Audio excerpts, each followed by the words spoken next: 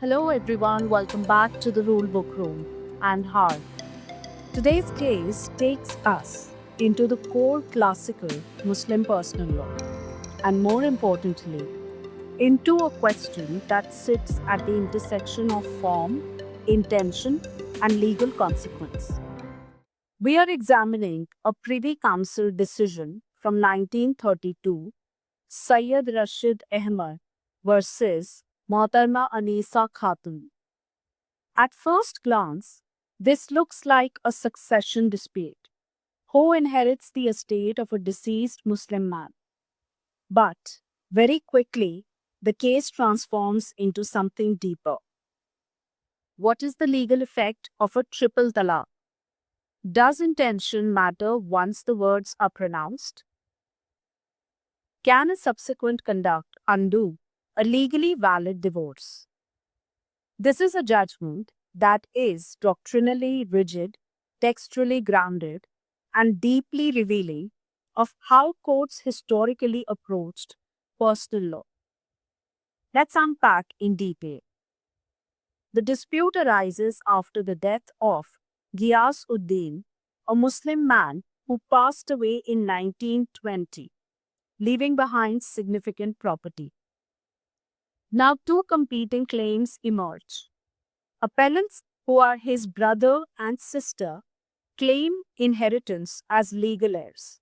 Respondents, who are a woman, Anisa Fatima, and her children, they claim to be his widow and legitimate offspring. So everything turns into one central question.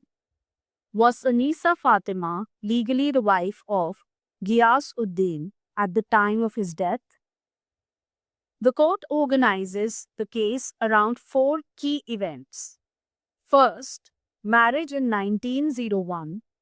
Anisa Fatima marries Manzoor Hussain. Second, divorce 1905. Alleged divorce by Manzoor. Third, second marriage August 1905. Marriage with Ghiyas Uddin. And fourth, second divorce September 1905. Alleged triple talaq by Ghiyas Uddin. Now, while all four stages were contested, the Privy Council deliberately narrows its focus. It says if the fourth stage, divorce by Ghayazuddin, is valid, everything else becomes irrelevant. The court crystallizes the issue as whether the pronouncement of triple talaq by Ghiyas Uddin constituted a valid, immediate, and irrevocable divorce, irrespective of his intention or subsequent conduct. Now we move into the heart of the judgment. Highly doctrinal, structured, and rooted in classical legal texts, the court begins by identifying the governing framework. Parties are Sunni Muslims, therefore governed by Hanafi law. Instead of statutes, the court relies on authoritative legal digests. Example, Wilson's Digest, Bailey's Digest. This is important.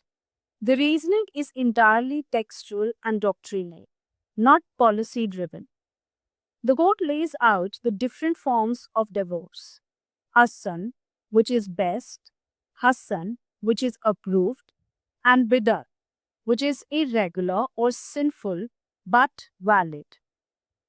The case concerns triple talaq in one sitting, Bidat form.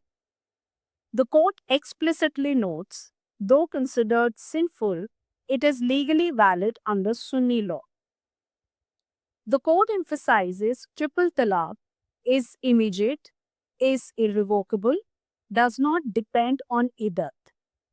In this case, words were clearly pronounced, intent to dissolve marriage was explicit.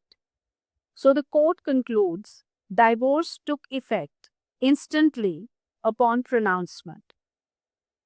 A crucial doctrinal point. The wife need not be present, nor is communication necessary for validity. The court acknowledges her right, like maintenance, may depend on knowledge, but The validity of divorce does not. Now comes the most striking part of the judgment. The High Court had held the divorce was a mock ceremony, no real intention to dissolve marriage. The Privy Council rejects this entirely. It holds intention is irrelevant once talaq is pronounced.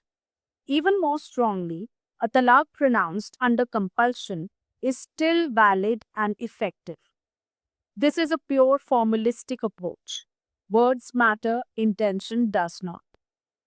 The respondent argued, for 15 years after divorce, Ghiazuddin treated her as wife, acknowledged children as legitimate. The court dismisses this. Once divorce is validly effective, subsequent conduct cannot undo it. This reinforces legal finality, irreversibility of triple talaq. The respondents made a sophisticated argument. Acknowledgement of children is to be understood as presumption of marriage. They relied on earlier Privy Council dicta on acknowledgement. But the court rejects this too. Why? Because there exists a legal bar. After triple talaq, remarriage requires intervening marriage. Since no proof of such intervening marriage, no presumption of valid remarriage can arise. Let's crystallize the whole day. A triple talaq, bidat, pronounced by a Sunni Muslim husband, is immediately effective, irrevocable, legally valid, even if sinful. Its validity is independent of intention and cannot be negated by subsequent conduct, acknowledgement, or even claims of mock performance. Once proved, the divorce completely dissolves the marriage, prevents any presumption of continued marital status. Applying this, divorce in 1905 was equal to valid and effective. Anisa Fatima is not wife at death in 1920. Children born after divorce are not legitimate. The result was appeal allowed, High Court reversed, trial court judgment was restored. Now, strictly within the framework of the judgment, a few observations emerge. First is extreme formalism. The judgment adopts a purely formal approach. Words of talaq is equal to decisive. Intention is irrelevant. This prioritizes legal certainty over subjective reality. Second, discard of social reality. Even though parties lived as husband and wife for 15 years, children were also acknowledged. The court refuses to consider these facts as legally relevant. The law operates independently of lived relationships. Third, contextual authority over judicial flexibility. The court relies heavily on digests and classical juristic texts. There is no attempt to reinterpret or soften doctrine. Fourth, binary outcome structure. The reasoning creates a rigid binary. Divorce valid, then all rights are extinguished. No intermediate space. No room for equitable adjustment within the doctrine. Fifth, presumption of doctrine narrowly applied. While acknowledgement can raise presumption, the court strictly limits it where legal possibilities exist. This shows a strong commitment to internal doctrinal consistency. In conclusion, we can ask, so what does this case ultimately reveal?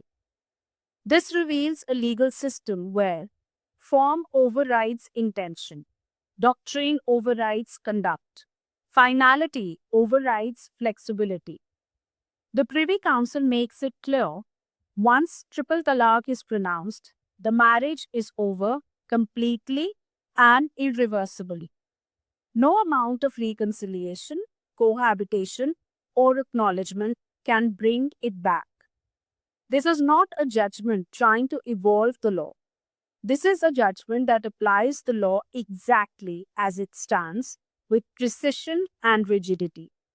And in doing so, it leaves us with a powerful reminder. In certain legal traditions, what is said once cannot be unsaid, no matter what follows. That's all for today's episode. If you are finding these deep dives into doctrinal reasoning helpful, stay tuned. We'll continue exploring how courts navigate personal law, often balancing or refusing to balance text, intent, and justice. Particularly, how law has evolved with regard to triple talaq, eventually becoming unlawful in the present context of Indian scenario with regard to Muslim personal law.